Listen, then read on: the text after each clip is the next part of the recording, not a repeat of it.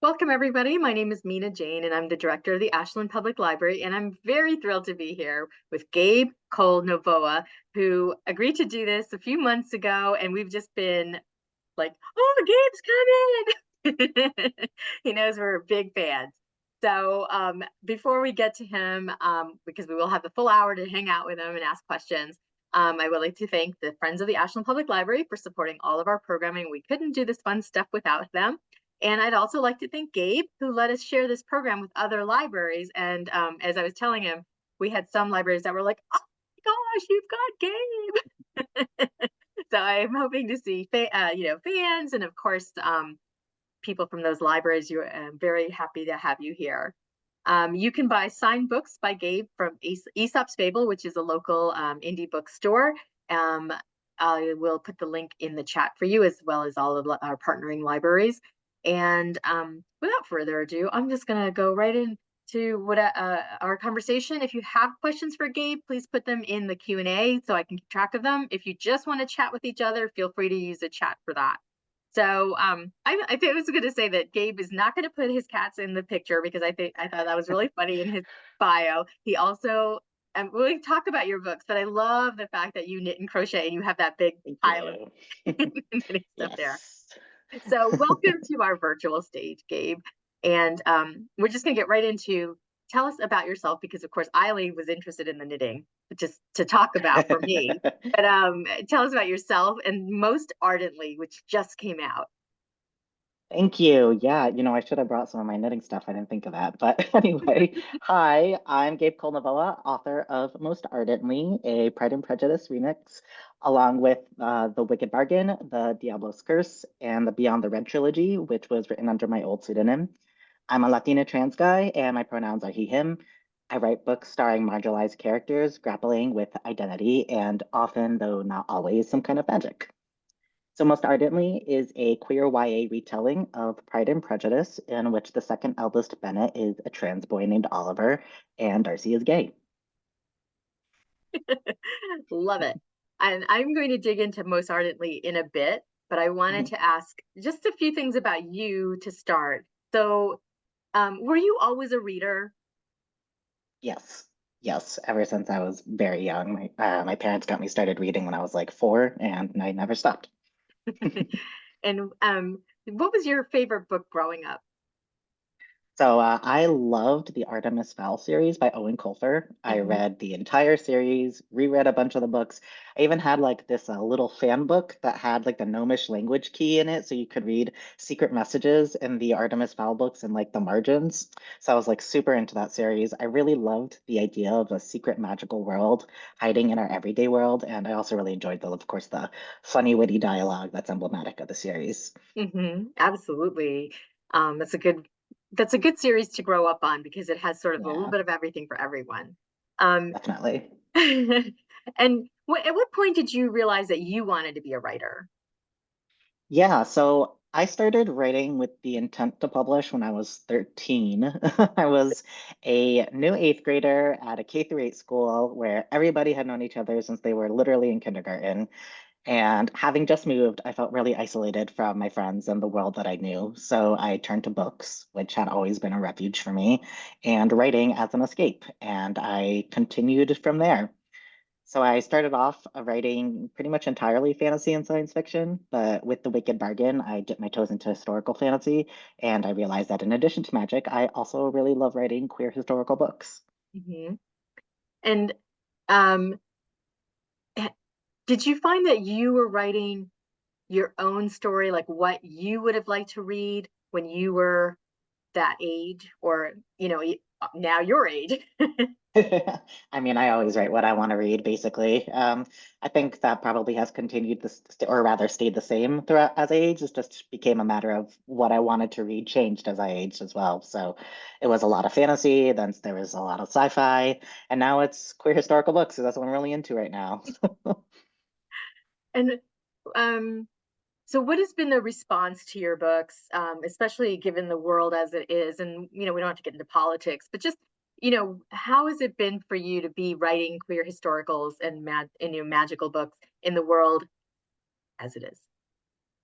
Yeah, well, I've only just started seeing the responses to Most Ardently, which has been really exciting. I think that these books right now feel more important to me than ever. We live in a world where queer phobia is on the rise, and trans people and trans kids especially have been under attack for a couple of years.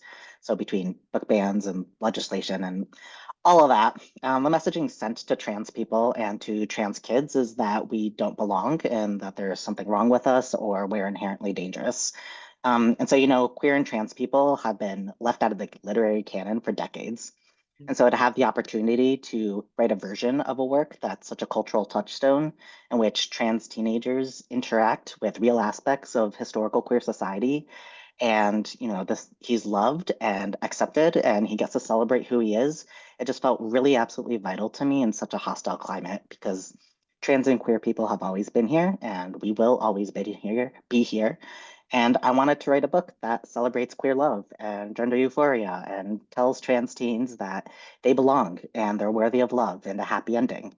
Mhm. And so I wrote Most Ardently, and I'm so happy to have it in the world now. It's been really wonderful seeing people's reactions to it. Mhm. The one thing I wanted to say about Most Ardently in that context is that it doesn't hit you over the head with any of that. It Yeah, is just this gentle, wonderful stories where Oliver is supported by his community and his right. family, and in a time when you don't expect that. So Yeah. in the writing, how did you make that happen so that it was just a story? Yeah, I mean, when I was sitting down to write Most Ardently, I knew there were like different ways that I could approach it. But what I really wanted to do was just write a queer love story that was a happy story for queer people to enjoy. It's not necessarily what I would do for every historical book, maybe, but for this one, because Pride and Prejudice is such a loved romance and is ultimately a happy story about people falling in love and coming across or coming against the gender stereotypes of the era. I just wanted to continue playing with that same theme but make it queer. So my focus was more on the happy vibes, on like creating a fun happy love story that feels safe and warm and comforting. Hmm.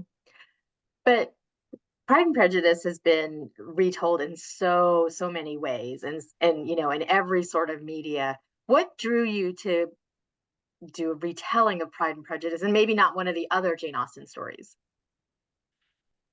Yeah, so when I first came across the idea of writing Most Darnley, it began with I asked my agent for more work, and she came back with, "Hey, File and Friends has this line of remixed YA classics written by marginalized authors. Is that something you'd be interested in?" And I was like, yes, absolutely." And she was like, "Great. What classic work do you want to retell?" And so I spent a weekend basically thinking about every classic I knew, from like Shakespeare to Edgar Allan Poe to Jane Austen, of course, and I considered a bunch of different options, but why I landed on Pride and Prejudice was I could strongly relate to the original heroine of the book, Elizabeth. So Elizabeth is raised in a family where femininity and gender roles are strongly enforced, and she's expected to live a certain life and behave a certain way that clashed with who she actually was. And that personally resonated with me as someone who was raised in a conservative home with two younger sisters and a very feminine mother. And so, as a kid and a teen, I struggled for many years trying to mold myself into a girl or a woman that I was expected to be. But it never really felt right for me, and it wasn't what made me happy. And it Mhm. wasn't until I stopped trying to be somebody that I wasn't, that I was able to embrace who I was supposed to be. And so it all just kind of like fit together in my head really well, both from recognizing that, like, hey, making Elizabeth trans and Darcy gay actually fits really well for their characters and their behavior in the book, and seeing that there was personal resonance for me that made the retelling even more meaningful and special to me. Mhm. I just want to go roll all the way back to the first thing. One of the first things you said in that Yeah. in answering that question is, does that mean that you could do more retellings? Like, is that I like, are you only like one and done is from this particular series? I want more. I want more too. I think probably in this particular series, I'd have to do something separately. But now that I've done Most Ardently, like I had so much fun with it. I absolutely want to do more retellings. So that is totally on my wish list of books to do because it was great. I had an awesome time writing this book, and I would love to explore, other authors as well. And it'd be really fun. So I hope so is the answer. I just have to know what's on your short list. Making more obviously queer Shakespeare is the high part of my list. I think like the Twelfth Night would be really fun to play with. Yes. Oh, yes. That's the top. So, Do it. thank you. I hope so. Okay. Yeah, totally I'm on going my to take list. some questions from our audience, and Mhm. then I'm going to go back to mine because I have so many.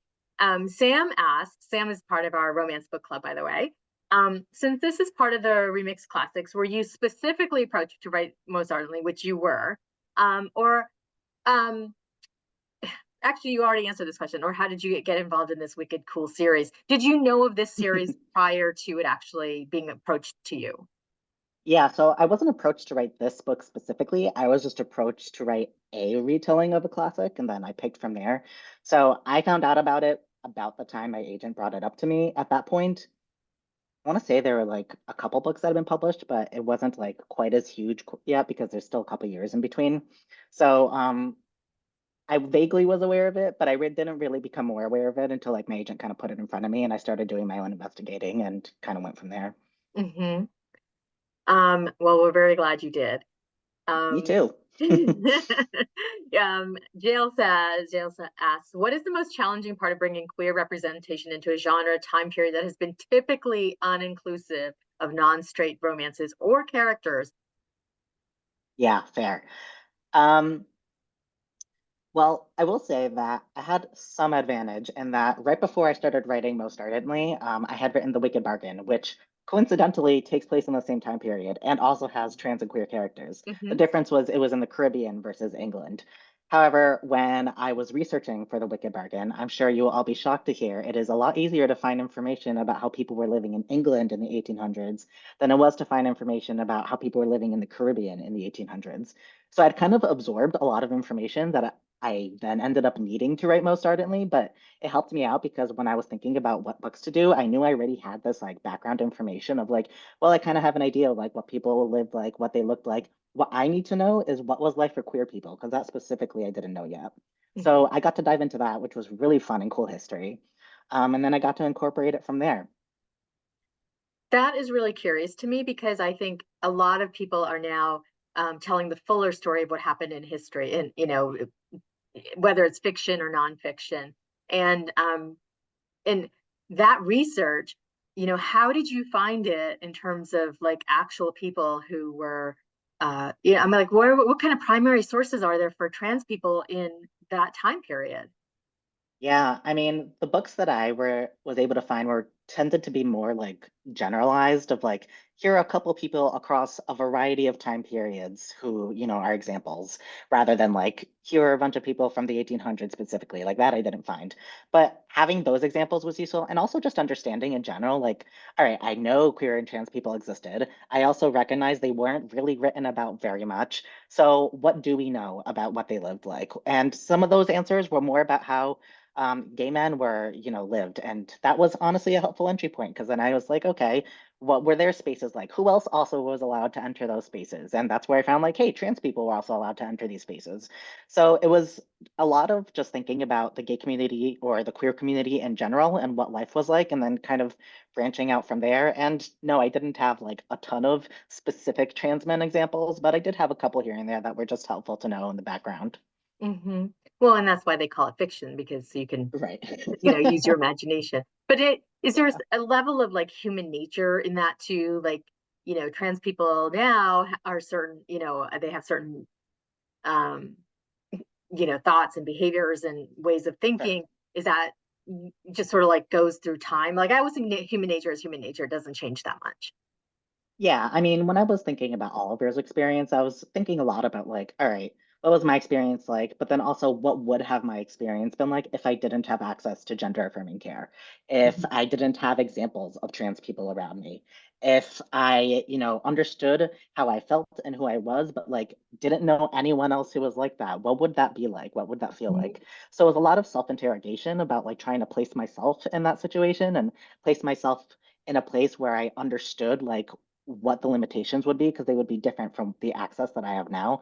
And then, building from there. Because yes, a lot of it is going to be what if I were like, in that particular time period, but with Oliver's personality. Like, and that helped me really inform some of the decisions that I made around Oliver's choices. Um, but yeah, since that was the main examples I had, and I didn't have a whole lot of examples of what trans men, got to live like at the time, that was mostly how I kind of put all that together of just thinking about what it would have felt like for me. Hmm. That's really fascinating. Sabrina asks this really great question. Most Ardently does a very nice job of describing the clothing, especially of menswear, and a lot Oliver's interest in getting a more diverse range of outfits. Did you have a specific source of inspiration for this element? Yes. So one of my favorite sources for that kind of research is the Met has an exhibit online from their Fashion Institute, and they have an enormous database of clothing from every time period all around the world, and it's really indexed and searchable. So you can search like, I want to look at clothing from this specific time period in this region of the world, and you can even go as much as like, I want to look at bags or like purses or something, and it'll come up with stuff. So I basically plugged in like menswear, 1800s, England, and then like, as close to the exact year that I could find and went from there. And there were so many great examples. I love looking at it just as, A, to get a sense of what people were generally wearing, but also for like specific, outfit inspiration. It was really helpful. Hmm. Wow. I love that because I think that there cannot be enough, detail around clothing because it tells Yes. so much about the person, right? Yes, absolutely. I've used it for like 3, 4 books now. It's been probably my top favorite resource. So helpful. And it's great for even just like figuring out like, character of like, okay, I see this particular vest is embroidered in this way. What if it was embroidered in this way instead? It's like, it's great. I love it. Oh, I like that you play with it too. Like you find out about the Yeah, details and then you make it your own and your own characters. And so this dress was, found in 1822 and it was pink and it was blah, blah, blah, and you can just turn it into whatever makes sense for right. something that Oliver would just hate to wear. Right. Yes, lots of those. Okay, Henry asked this great question too. What was your favorite cupcake, i.e., treat scene that you were looking forward to writing? Oh, that's a great question. Um, I'm kind of tied between two. The first is Oliver's first time with Darcy alone. I don't want to get too detailed because, spoilers, but they get to take a walk together. And like that whole scene was like so sweet and fun to write. And then the second one is the second time they meet alone in an unexpected place. And that was also really fun where you kind of got to know Darcy a little more about like the things he likes to read and things like that. They were so fun to just kind of finally get Oliver and Darcy to be able to like open up to each other in a place where they weren't being observed and didn't feel like they had people that they had to hide parts of themselves from. So they were really fun scenes to write. Oh, they were very fun scenes to read. Oh, good. I'm So glad to hear it. whatever you were feeling came across on the page.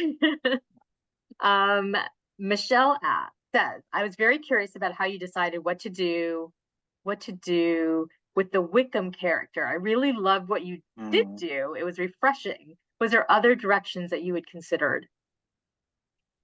Yeah, the very, very first draft I wrote was probably closer to the original with the whole like Lydia thing, but I was like, honestly, I never that was like probably my least favorite part of the original.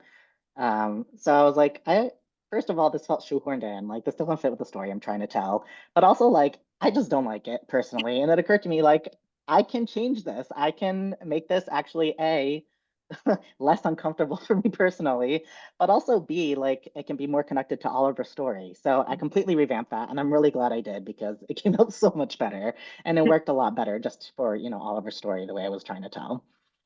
Yeah, obviously people in the audience are really enjoying that that answer. Yes. Um, let's see. For Pride and Prejudice, do you have a favorite adaptation, or did you dive into all of the adaptations before writing this, or did you want to stay away from them? So at first, before I started writing, I did read a couple adaptations just because I wanted to kind of get a sense of like how have people done this. Hmm. My favorite ones were Tears of the Prices series, which was like Pride and Prejudice and Premeditation. It's Pride and Premeditation is the name of the book.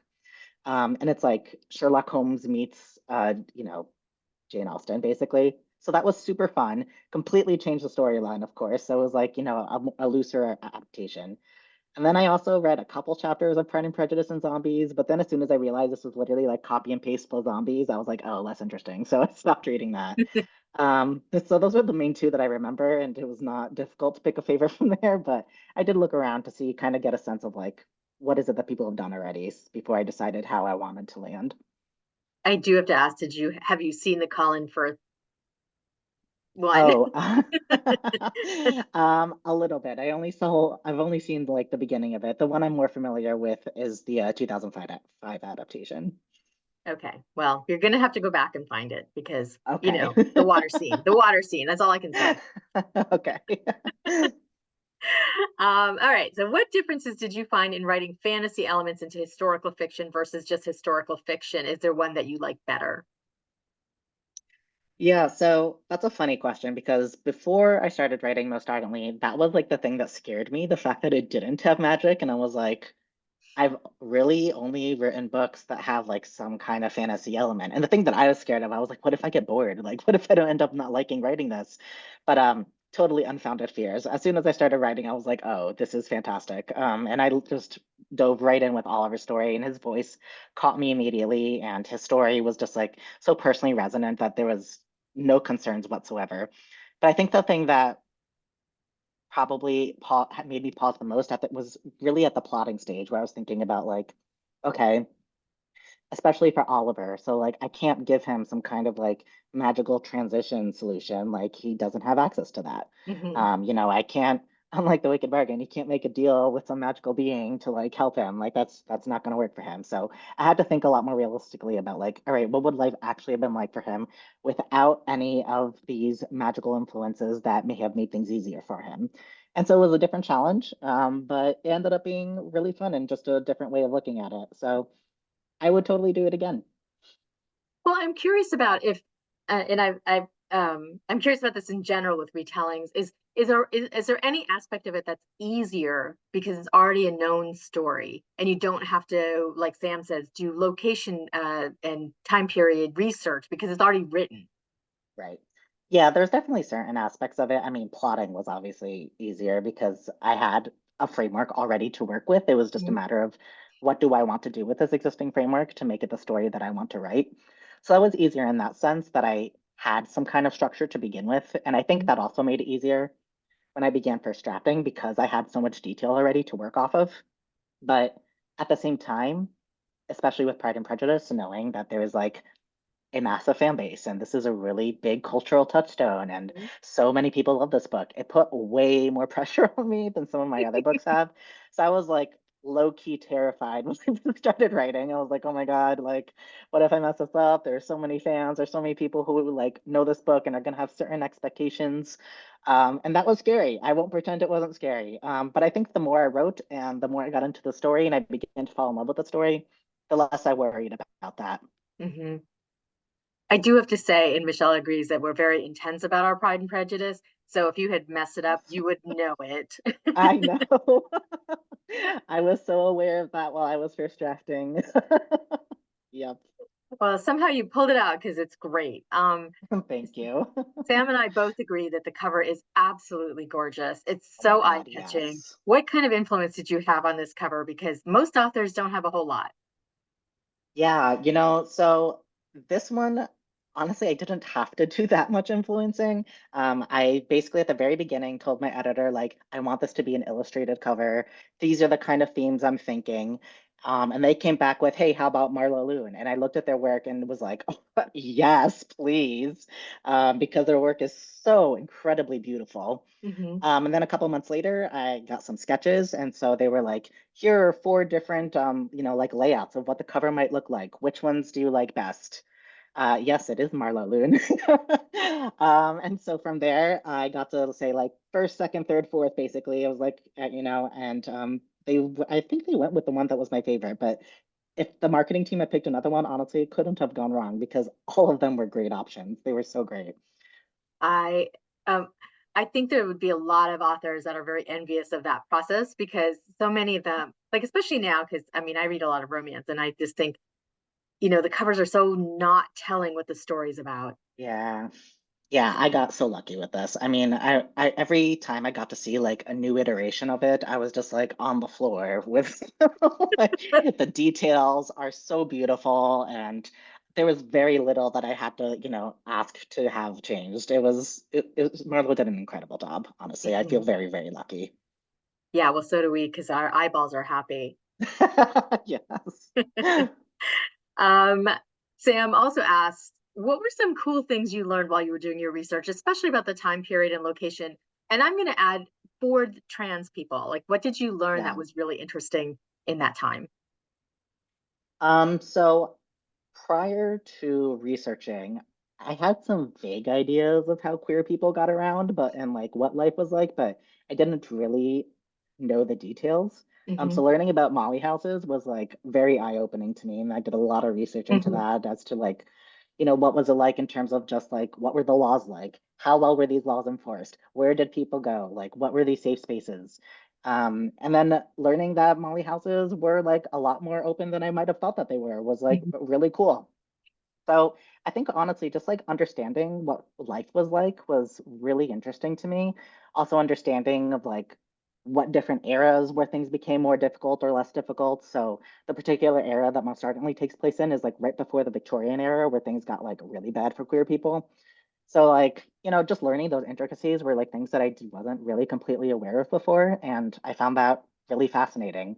And I thought it was really cool to get to learn, get some experiences in terms of like, here's some examples of like trans people who like also went to Molly houses. This is what it might have looked like inside of a Molly house and the kind of people you would have seen there. So that was all really neat. Hmm. I'm going to tell our attendees if you haven't already read the book, make sure you read the author's note at the end. Yes. Don't skip. You don't want to miss a second of it. So Kate says the cover is amazing. Love seeing where Oliver's story goes and develops in the epilogue. Scenario. If there was a side story in epilogue times, where do you think Mary and her younger sisters would go from there? Do you think their brother would inspire them to push for some independence? I think that would be great. I would love to write just like short stories with Oliver now being fully accepted in his family and getting to explore more with his family and getting to get to know his sisters like as himself. That would be super fun to write. I could Mhm. totally see him like now being more socially acceptable to be able to like take them places and stuff. And that could be really fun to explore. Hmm. Yeah, although I think it's interesting that sometimes in families, although your family was this family was very, very supportive. Like when one person goes off in a different direction than the family wants, they put the kibosh on the rest of them. Yes, that can happen. Yeah. Yes. So I would be interested in that epilogue too, of what direction you go in if those parents can like, keep it up. I'm really curious about your books because you're written about pirates and magic and demons and aliens Yes. and sci-fi and all of that stuff, and now historical romance. Is it romance? Historical fiction retelling. So, like, where do you go from there? Well, I sold a book out in 2025 that called These Vengeful Gods, which is a dystopian fantasy about a completely made up god pantheon. So that's where I'm going next. I'm playing with gods. But Oh yeah, my gosh, I've been on 2025, and it's called what? These Vengeful Gods. Okay, Yes. I'm writing this down. Is this going to be a series? Right now it's just one book. We'll see where it goes from there. But I think it goes without saying I love playing with supernatural beings. So that's been on my list for a while, like wanting to write about gods and like demigods and like that whole thing. It's just always been very fascinating to me. So that's been really fun to play with. Oh, good. Okay, well, we're obviously we're it's on fire. Thank you. um, I am going to go back a little bit, and we can dig into the books more a little bit more. But I want to really ask about your publishing journey because you started Yes. writing, before the pandemic Yes. and before things got really terrible for trans, folk in many, many places. Did you think that before that, before all these things got terrible, that it was that there was a a bigger place for your stories to be told in the publishing world? Mm. It was definitely less intimidating. I wasn't I wasn't really out before things were like bad in terms of like in publishing circles and having books out. The very first book that I had out with my name was The Wicked Bargain, which came out last year. Hmm. But like when I was preparing for that, and that was like 2017, 2018, 2019, I was like looking forward to that. Um, and every year it got a little scarier, unfortunately. I think things were never perfect for sure. Publishing was making and is trying to continue to make great strides, but there's definitely been some backlash, and that's been really scary for queer authors, Hmm. especially queer kid-led authors. But well, as a librarian, I feel like maybe before you were writing, there was publishers were starting to be more open to all the different stories. Really telling a Yeah, more fuller, more inclusive story about history and the world and things like that. yeah. Did you feel like that changed in the interim? That's hard to say. I think there's two clashing forces right now, right? So there are editors who still want to tell those stories and Hmm. authors who still want to tell those stories and recognize the importance of those stories. There's also the influence of books not being allowed to be sold in certain places, and that takes a hit Hmm. financially. Hmm. So you have editors still buying stories and trying to get the stories out there, but also money forces saying like, hey, we're going to buy this book, but it's probably not going to sell as well because it's not allowed in XYZ areas. So I have started to see publishers pushing back against that, and I hope that continues and that, they are able to get legislation moving so that we don't have to worry about this quite as much in the future. But for now, I think it's two clashing forces, and we're kind of stuck in the middle at the moment. Right.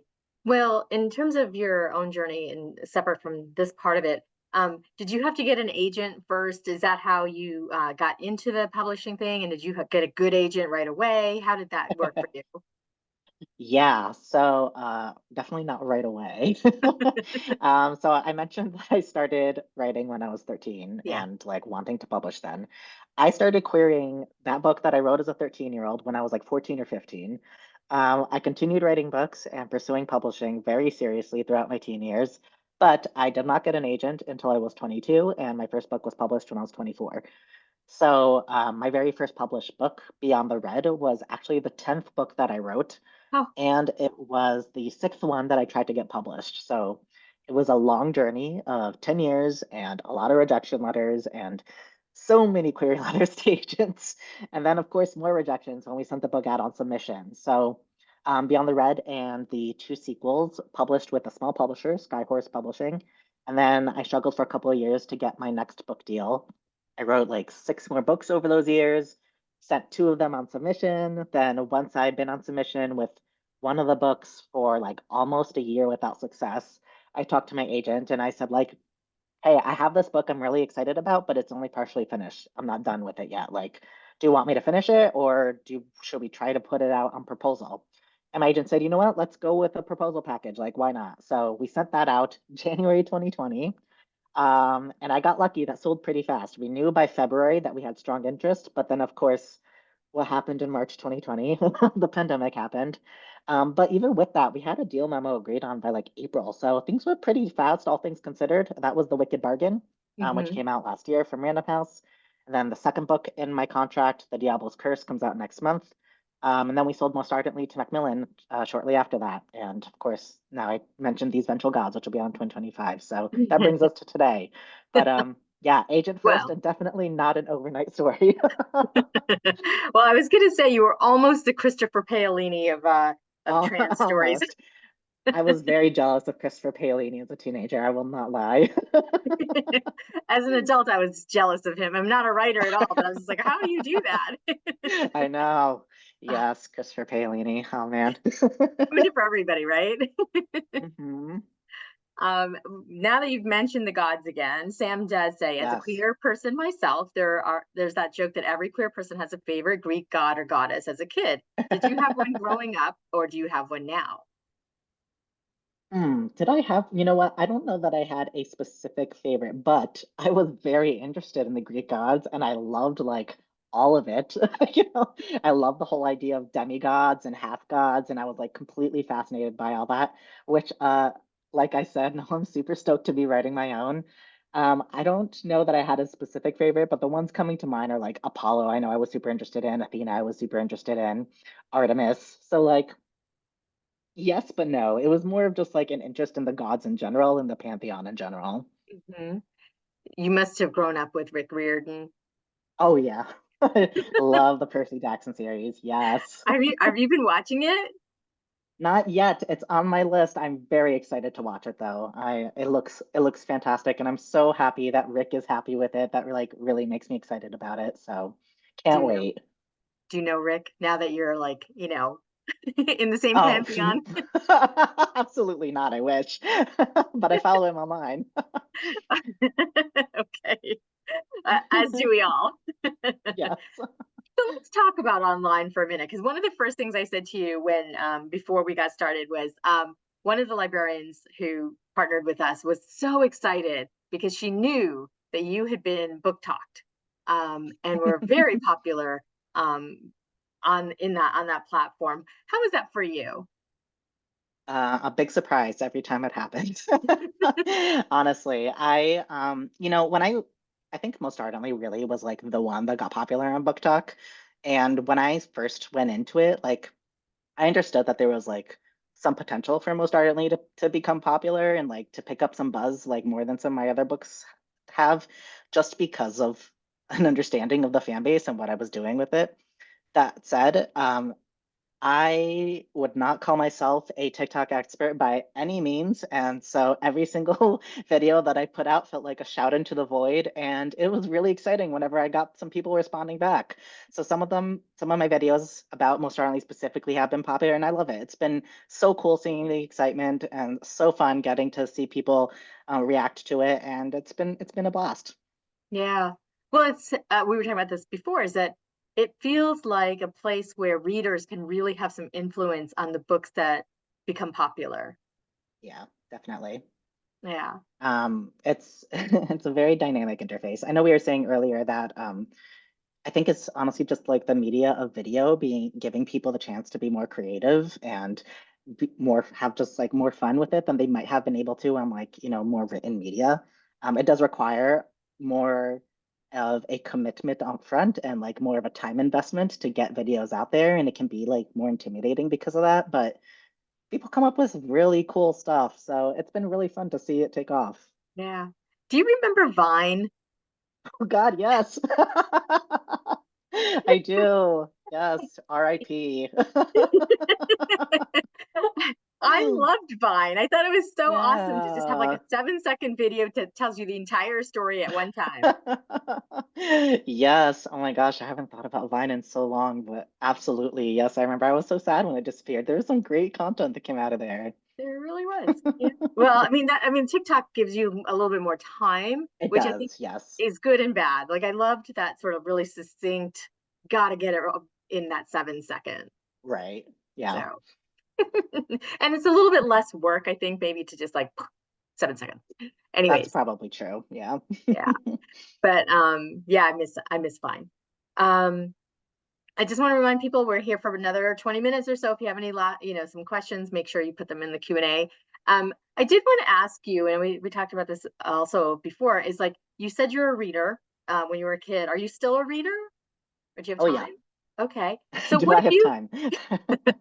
yeah, what have you been reading and loving? Tell us, make some suggestions to us. Yeah, totally. I will say the main reason I've been able to read is because I've really gotten into audiobooks. So I listen to audiobooks while I'm knitting, which is my like Zen relaxation. Hmm. But some of my favorite books that I've read last year include The Adventures of Aminad Sarafi by Shannon Chakraborty, Hmm. My Dear Henry by Kaylin Bayron, who's also part of the Remix Classic series, was such a good book. Highly recommended. Beholder by Ryan Lasala has to be like one of the scariest books I've read in my life, and it haunts me to this day. So I have to mention it as a favorite. I also really enjoyed A Power Unbound by Freya Marsk, which was the last of a trilogy. But Hmm. that's if you like queer historicals and are open to reading adult queer historical books, definitely recommended. And then I also really enjoyed The Very Secret Society of Irregular Witches by Sangu Mandana, which is just Ooh. like a really cozy, fun, like witchy book. It was like if you want like it gave me the vibes of like hot cocoa on a rainy day, but like about witches. It was like super fun book. Hmm. So those are some of my favorites. Oh my gosh. I love the diversity in which you of what you read, not just like the authors themselves, but their, what they're writing, mysteries, history, magic, all of it. If it's queer, I'm probably going to read it. Not all of those are queer, but like that's really helped me diversify just like genre interests. And then I've kind of gone from there and realized like, oh, I read like three queer witch books, but actually I like witches in general. So let me see what else is out there. And like, oh, I liked these two queer horror books. Let me check out these other horror books as well. So it's been, fun little avenues that way that I've learned more about what I like to read. Hmm. Have you read Eric LaRocca? I have not. He writes queer horror, and Okay. they're talk about scare your pants off. I'm gonna have to look them up. Okay, thank Yeah, you. definitely. Um, how have you been so fortunate to lock down such amazing and sultry narrators for your books? Oh man. Well, yeah, I've been very lucky. I will start with that. But so far, my experience has been so with the Wicked Bargain, I basically said like, hey, I need the narrator to be trans and to be able to speak fluent Spanish, like as a native. Those are like my two priorities. And so I had a couple options, but then somebody recommended Vico, and I was like, that would be absolutely incredible. I would die. So yeah, I would love that. And then when it actually happened, I like fell on the floor. So like that was a combination of just like luck and like truly perfect casting ideas. And then for Most Ardently, I told my publisher, hey, I need a London-based writer or London-based audiobook narrator, rather, who is a trans masculine person. And they gave me like five people. I was like, holy crap, this is amazing. So I got to listen to like all of their auditions and I picked my favorite. And Harrison did an incredible job. I love the voices that he did for all the characters. So I've gotten very lucky. It's been really cool to be able to have these options and to be able to have, honestly, more than one option just with the stipulations I've given. And it's been really great. Yeah. I'm just sort of floored by the how much influence you were able to have and how much say you were able to have in your books, because I do speak to lots of authors, and a lot of them are just like, oh yeah, they just sent me something and I had to go with it. I mean, even book titles. Man, that's rough. I mean, I know honestly it can vary a lot just from like imprint to imprint, publisher to publisher. And I've so far, knock on wood, gotten pretty lucky. And I'm really grateful for that because it's been wonderful being able to collaborate on all these different aspects of it and just be fully 100% happy with the result. Hmm. Um, wow. Speaking of audiobooks, have you ever listened to your own books, or does that feel weird to you? I do listen to my own books. I won't pretend it doesn't feel weird, but um, I think what made it less weird for me at first, like the very first time I sat down to do it, I was like, this is weird and I don't know if I like it. But then I started thinking of it as an adaptation rather than like my writing being read back to me. And that made it more interesting to me because then suddenly I was like, oh, this is kind of like the closest most people are going to get to getting an adaptation of their work is the audiobook and getting to hear an actor act out your book, and that is really cool. So it is a little bit awkward sometimes, but generally I've been really lucky with my audiobook narrators and they sweep me away. I like can almost forget it's my work and then I get to start being like, "Oh, I know what scene is coming up. How are they going to do it?" And it becomes like exciting in that aspect. So yes and no, it is weird, but it's also really fun. Hmm. It's interesting because I only listen to books that I've already read because I love to reread. I don't always have Mm, time, but I am in yeah, it for the performance because I already know the story. right. So super similar. Okay, I do have a couple more questions here, but I have to ask you, have you been approached by movie or TV producers yet for any of your books? uh, I know that I've had occasionally some scouts looking, but I haven't gotten like any news. I'm not sitting on any secrets at the moment, but fingers crossed because that would be amazing, and I certainly hope so. Well, just remember who you had this fabulous conversation with when you do get the news. Will do. So Ashley asks, The Wicked Bargain was one of my favorite books from last year. If you could pick one Aw, character from The Wicked Bargain and one character from Most Ardently to meet and hang out, which would they be? this is such a fun question. Hmm. I mean, I feel like the obvious answer is like Maud and Oliver, but I also feel like Dami would be really fun for Oliver to meet. So I'm kind of torn between the two. I think Maud and Oliver would obviously have like a lot to relate to each with each other, and it'd be like cool for them to get to know each other in terms of like what life is like for two trans people in similar time zones, but like living in very different parts of the world. Hmm. On the other hand, I think Oliver would like lose his mind meeting a gender fluid demon. Like that would be very cool. So I'm torn between those two answers. I have to say that we would probably all lose our minds if we were able to That's meet a gender true. fluid demon. That would be pretty awesome. Um, Somebody asked, how do you balance working day job and writing? You've Hmm, written so many books in such a short time. It's really impressive. thank you. I feel like the joke answer is I don't sleep, but that's not entirely Oh. true. I am lucky in the sense that I work from home. I have a relatively flexible day job that is aware of the fact that I am an author, so they give me time off for like book promotion if I need it, or like to finish a draft if I need it. And that is like hugely helpful and not something everybody has access to. It's not even something I had access to in my previous job, so that has been a massive help. That said, it's a lot of either writing before work or writing after work. It's got to be one or the other because otherwise I don't have enough time in the week and things don't get done. So for the Wicked Bargain, it was a lot of getting up early and writing, and then I think for most Ardently as well. And then for some of my drafts more recently, I've had to do the opposite, where I realized, you know what, I'm not getting as much done in the morning. I don't think my sleep cycles are just working with this, so I'm gonna have to write after work. And I've been doing that. So I have to be flexible. I have to kind of like see where I am personally at, and then make a decision from there because I don't have enough time to just like do it over the weekends, at least not if I want to have time to rest, which Mhm. is really important if you don't want to burn out. So Yes. Well, for somebody who's been writing since they were 13, did you have that same sort of pattern before? Because I mean, you'd have school, so mm, you'd have to write before or after school. yeah, it was similar. I mean, school I also wrote during class. Shh, don't tell people. But I also wrote like, before, especially in college, like I would get up really early and I would write before class. And then, or while I was in like middle and high school, I'd write like after school when I came home at 3, like before I did my homework. So yes, it's just kind of flip-flopped and shifted to like what my schedule is like and like what my sleep wake cycles are like. Hmm. And are you, I'm sure you've gotten this question many times. Are you a plotter or a pantser? I am a plotter. I am not only a plotter, but I realized recently that my optimal writing process requires plotting even more than I've already been doing, which has been very painful for me to accept. But what I've been doing for a really long time is I would plot out like what I think of as like the lampposts. So like this big generic thing happens, and then this other big generic thing happens, and I kind of like figure out what happens in between. So an example of most ardently, a lamppost might be Oliver goes to the Netherfield ball, and like that's it. That's all I have. And that worked for me for a while. However, I've since realized that before I start writing, I really need to say like, all right, what happens when Oliver goes to the Netherfield ball? He arrives.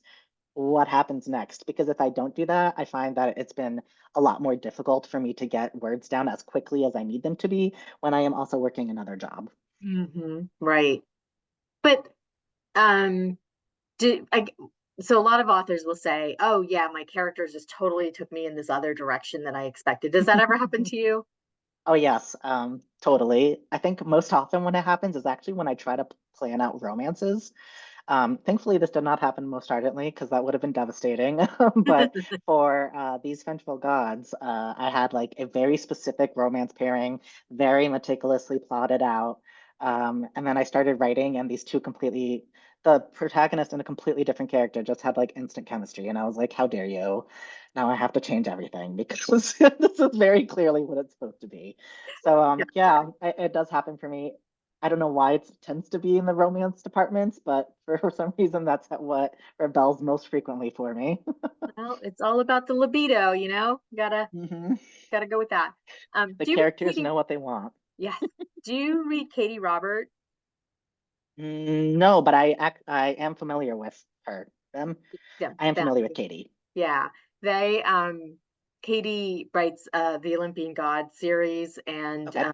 very, very spicy. So my next question really is, Oh, okay. would you go in that direction? Like you've already written romance and characters that are exploring their sexuality and all of that. Would a Mhm. lot of adults read YA, but Yeah. but would you ever write books for more for the adult audience and put some spice into them? Yes, I actually do plan to write my first adult book this year. Don't have details beyond that, but that is the plan to do that at some point because I think it would be really fun to be able to write about people my own age group. It would be fun. So, Well, we'll look forward to that. I mean, I think we'll look yeah. forward to anything you write, but the uh, I don't know. I reading your books, I was just like, oh, this would be really good, a little spicy. Yeah, I can understand that. Yeah, I hope so one day. That would be great. I would do plan to experiment more with that this year, and we'll see where it goes. hmm So you don't have another book out until 2025 now. Well, I mean, obviously this just came out a few weeks ago. So Yes. what do you do in between? Or now you're writing the adult book, or how is that working? Well, I do have another book coming out next month. What? The Diablo's Curse. Yes, that comes out next month. Oh, it Um, does. it does. But after that, I don't have anything else coming out until 2025. So I'm almost past that hump.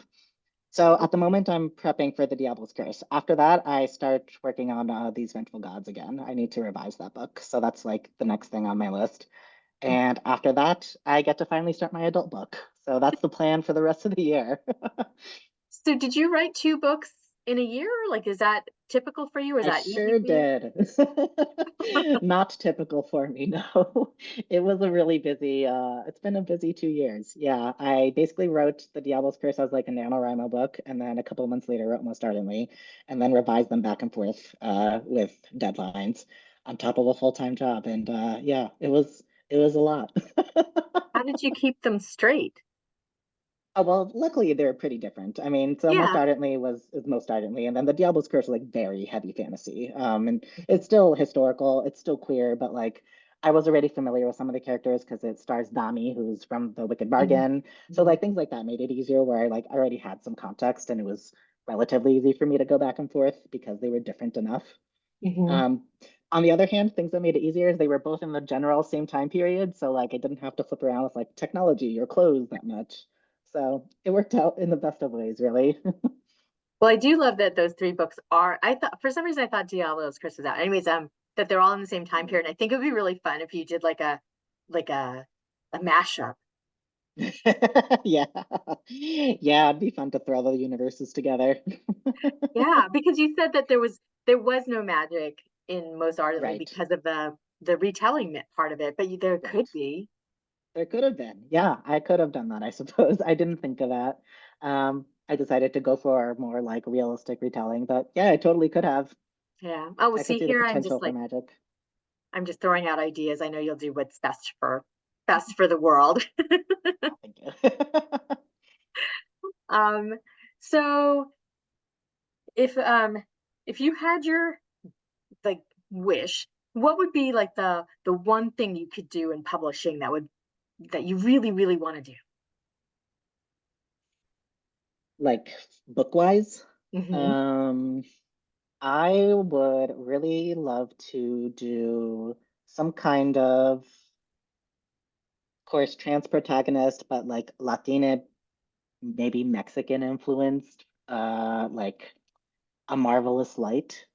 So basically adult queer historical fantasy, but like based off of some kind of either time period in Mexican history or based off of Mexican mythology. I haven't really decided yet, but I'd like to play around with like the kind of vibe of like cozy queer magic plus spice plus adult, but then based off of Latin culture that I'd like to play around with. That hmm would be fun. Yeah, we actually haven't really talked about your Latin history or background. So how did that influence your writing, being Latin as well as trans? Yeah, so I was able to play around a lot more with The Wicked Bargain. When I sat down to write that, my thinking was that I wanted to write a character that was more like myself, and I also wanted to better explore the history of like where my families came from and my ethnicities.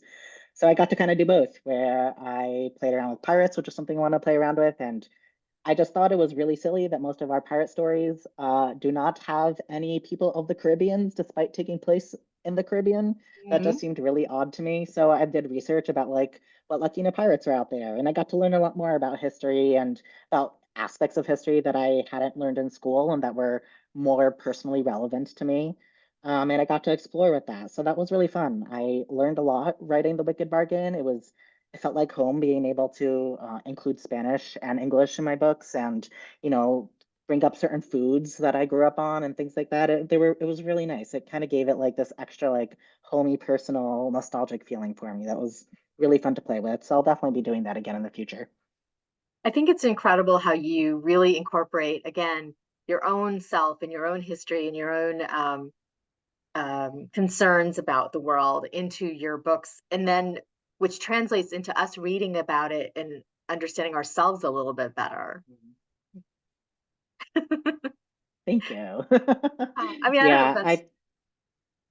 no, I was just gonna say I think the writing has become more meaningful for me since I've been able to be more open about whom I am and being able to explore that on the page. I don't want to say it's like therapeutic, but in some ways it kind of is to be able to just say like, hey, this is a character who is just like me in a lot of more ways than I've ever really been able to see before. And this is what their life is like. And this is, the kind of book that like teen me would have loved to see. And honestly, teen me probably needed to see. Mhm. So it really makes it more personally resonant, which is really helpful when you're writing. There's so many stages that you have to go through it again and again and again. And having that kind of thread of like why this is personally meaningful for me just makes it feel a lot less monotonous and a lot more meaningful. Mhm. And I think as a reader, whether you're trans or not, or Latino or not, or any of those things, it opens our eyes to what other people experience, and that's something that we weren't seeing in publishing for so long. Yeah, So, definitely. I mean, you just bring such an important voice to it because you just have all of these elements that we need to see and we need to Thank explore. you. I'm really honored to be in a really great company. I'm so glad to see publishing pushing, being able to explore more voices and get more people at the table. It's Mhm. well overdue and still overdue, but I'm glad to see the balance starting Yeah. starting to tilt in the right direction. We're getting there. I do want to We're say that if you're in the area, we are having a mini Ren fair on May 4th, and we will Oh, have pirates there. So okay. pop by Noted. Ashland, and I will make sure I introduce you to them with an arg and a hearty matey thing. That would be really fun. I'll keep that in mind. Thank you. Yeah, it's outdoors too, so it's a little bit safer Yeah, than the indoor stuff. But cool. thank you so much. This has been a fabulously fun hour. I really appreciate your time and all of your thoughtfulness. Oh, thank you. This was so fun. I'm really glad I was able to participate. Absolutely. I'm so glad I asked you. And I appreciate everybody being here with all your questions and all of your really funny comments in the chat. I really enjoyed that. I'll look at it closer later. But Gabe, we look forward to Diablo's Curse in a month, and the gods next year, and the adult book after that, and whatever you put out, we'll be there for you. Thank you so much. You're welcome. Good night, everybody. Take care.